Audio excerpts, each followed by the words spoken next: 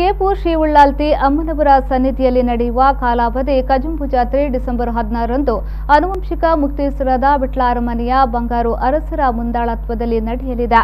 COVID-19 ಹಿನ್ನೆಲೆಯಲ್ಲಿ ಸರ್ಕಾರದ ಸೂಚನೆಗಳ ಪ್ರಕಾರ ಕಾರ್ಯಕ್ರಮಗಳು ನಡೆಯಲಿದೆ ಎಂದು ಕೃಷ್ಣಯ್ಯ ಬಲ್ಲಾಳ್ ಹೇಳಿದರು.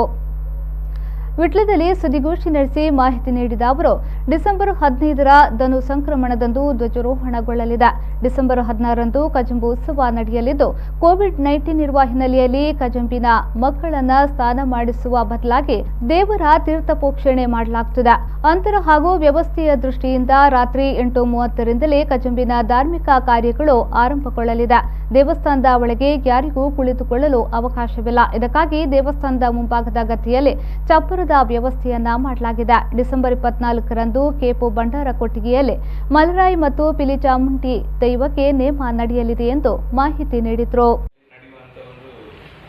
ಮಕ್ಕಳ ಜಾತ್ರೆ ಅಂತ ಹೆಸರಾದ ಕೆಪು ಕಜಂಬು ಜಾತ್ರೆ ನಾಡ್ದು 15 ತಾರೀಕಿಗೆ ಡಿಸೆಂಬರ್ 15 ತಾರೀಕಿಗೆ ಧ್ವಜಾರೋಹಣವಾಗಿ 16 ತಾರೀಕಿಗೆ ಮಕ್ಕಳ ಕಜಂಬು ಉತ್ಸವ ನಡೆಯುತ್ತದೆ. ಈ ಸಲ ಕೋವಿಡ್-19 ನಿಯಮ ಪ್ರಕಾರವಾಗಿ ನಡಿಬೇಕು ಅಂತ ನಮ್ಮ ಅಪೇಕ್ಷೆ. ಅಂದ್ರೆ ಜಾತ್ರೆಯೂ ಆಗಬೇಕು, ಧಾರ್ಮಿಕ ಕಾರ್ಯಕ್ರಮಗಳು ಆಗಬೇಕು, ಯಾವುದು ಒಳಗೆ ಬರಬಾರ್ದು.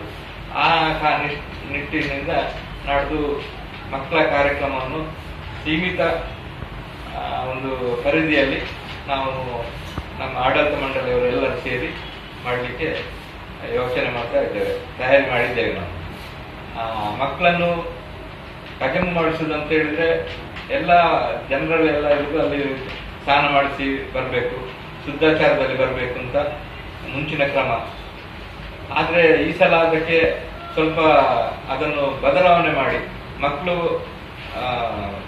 ಇದು ಕಜಂಬು ಕಾರ್ಯಕ್ರಮ ಆಗಬೇಕು, ಆದರೆ ಈ ಮಕ್ಕಳನ್ನು ಆ ನೀರಿನಲ್ಲಿ ಮುಳುಗಿಸಿ ಬರುವಂತಹ ಪದ್ಧತಿಯನ್ನು ಸ್ವಲ್ಪ ಚೇಂಜಸ್ ಮಾಡಿ ಅದಕ್ಕೆ ದೇವರ ತೀರ್ಥ ನೀರನ್ನು ಪ್ರೋಕ್ಷಣೆ ಮಾಡಿ ನಾವು ಅದನ್ನು ಮಕ್ಕಳನ್ನು ಕಜಂಬು ಮಾಡಿಸಬೇಕು ಅಂತೇಳಿ ನಮ್ಮ ಅಭಿಪ್ರಾಯ. ಹಾಗೆ ಇದಕ್ಕೆಲ್ಲರಿಗೂ ಸಹಕಾರ ಬೇಕು. ಈ ಸಂದರ್ಭ ಸುದ್ದಿಗೋಷ್ಠಿಯಲ್ಲಿ ಕೆಪು ಶ್ರೀ ದುರ್ಗಾ ಪರಮೇಶ್ವರಿ ಸೇವಾ ಸಮಿತಿ ಅಧ್ಯಕ್ಷ ಪ್ರಭಾಕರ್ ಶೆಟ್ಟಿ, ವಿಟ್ಲ ಅರಮನೆಯ ರಾಜಾರಾಮ್ ವರ್ಮಾ ಉಪಸ್ಥಿತರಿದ್ದರು.